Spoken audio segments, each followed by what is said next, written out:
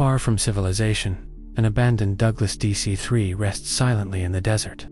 Time and sand have slowly reclaimed this once powerful aircraft. Every surface tells a story of long neglect. The cockpit windows stare back, clouded by years of dust. The Douglas DC-3 stands frozen against the horizon. 6. Only the wind moves around it now. A lone vehicle approaches the forgotten airplane.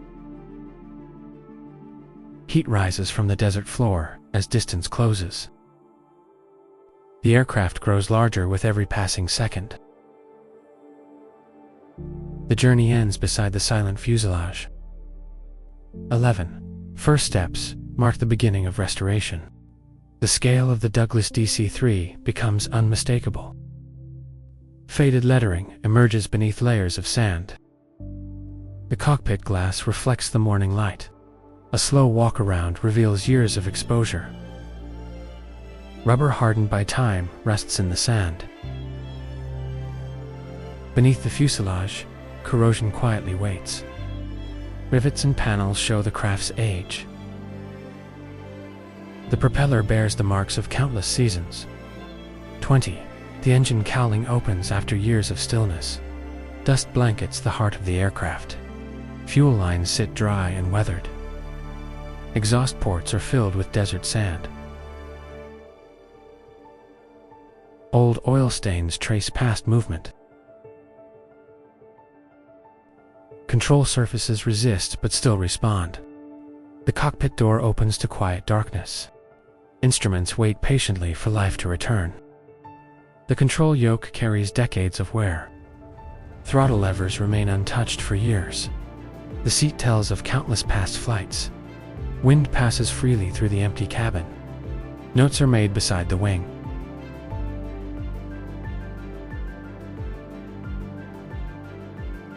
The inspection comes to an end. Time moves as the sun shifts overhead. The Douglas DC-3 stands fully revealed. The challenge ahead becomes clear. The revival begins here. Tools are laid out with purpose. Years of dust are gently removed. Water washes away long-settled sand. Bare metal slowly returns to view. The engine bay begins to breathe again. Old spark plugs are carefully removed. New parts wait beside the originals. Each cylinder is inspected closely. Fuel lines are replaced one by one. Let's know the story of the plane this time. No records say exactly when this Douglas DC-3 first arrived here.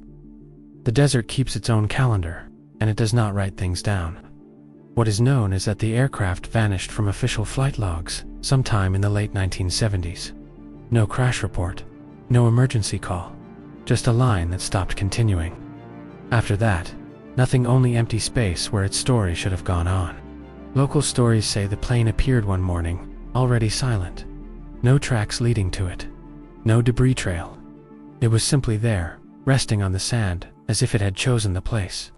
The DC-3 had lived many lives before this, built during a time when aviation still felt like exploration.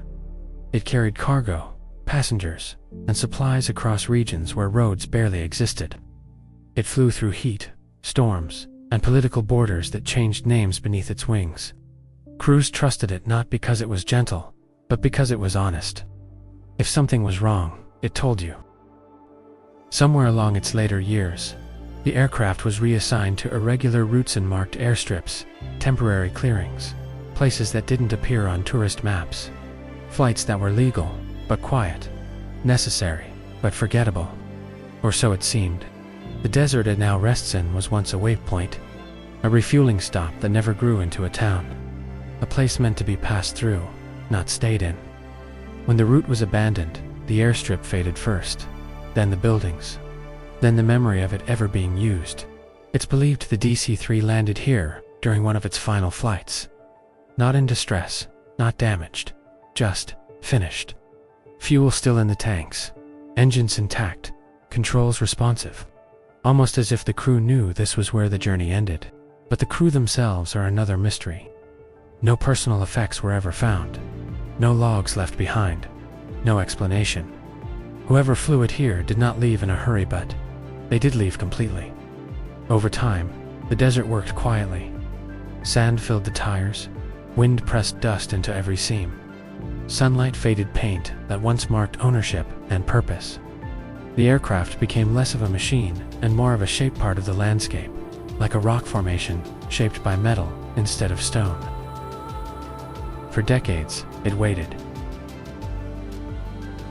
People passed nearby without noticing it. From a distance, it blended into the colors of the land. From above, it looked like a shadow that never moved. The desert does not announce what it keeps. When the aircraft was finally found again, it didn't look angry or broken. It looked patient, as if it had been holding its breath. What makes this Douglas DC-3 unusual isn't that it survived abandonment. Many machines do. It's that nothing essential was missing. No vandalism, no scavenging, no fire damage. Almost as if the desert had decided to protect it rather than erase it. Some say the plane was meant to be found again, that it was parked here intentionally, preserved by accident and time. Others believe it was forgotten so completely that even history stopped looking for it. As work begins to wake it up, small details tell their own story. Oil that hasn't turned to sludge. Control cables that still move. Metal that beneath corrosion remembers its strength. This aircraft was not defeated. It was simply paused. There's a certain silence that only abandoned machines have, not emptiness rest. The DC-3 carries that silence in its structure, as if it remembers the sound of engines and chooses not to speak of them yet. When power returns, it does not rush. When systems come alive, they do so without complaint. Gauges settle where they should. Vibrations feel familiar, not strained. It behaves like something that knows what it is supposed to do. Perhaps the greatest mystery is why it still wants to fly. After all this time, after being erased from records and swallowed by sand, nothing inside it resists revival. There is no bitterness in the metal, no refusal in the engines, only readiness. Some aircraft are restored for display, others for memory. This one feels different, as if flight was never optional, it was simply delayed. When it finally lifts from the desert, it does not feel like a first flight. It feels like a continuation, a sentence that was interrupted and now finishes itself.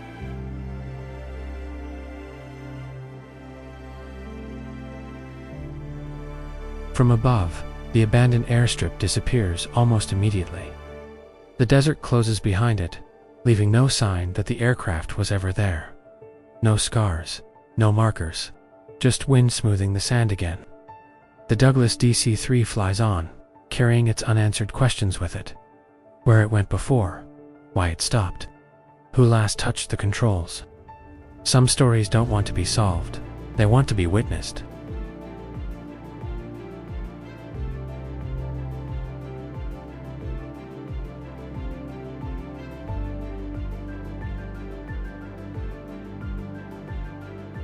And sometimes, the greatest mystery isn't how something survived the past, but why it chose to return now.